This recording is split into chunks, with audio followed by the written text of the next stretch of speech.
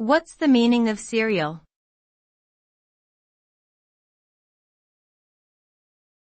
Cereal.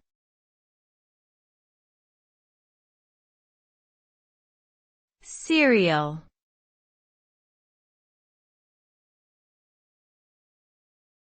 Cereal.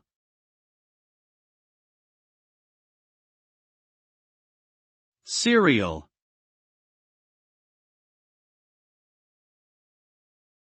Cereal refers to a type of food made from grains, typically eaten as breakfast.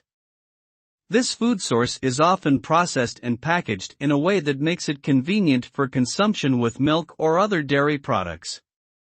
Common cereal grains include wheat, rice, corn, oats, and barley. Cereal provides an important source of carbohydrates, fiber, and essential nutrients such as vitamins and minerals.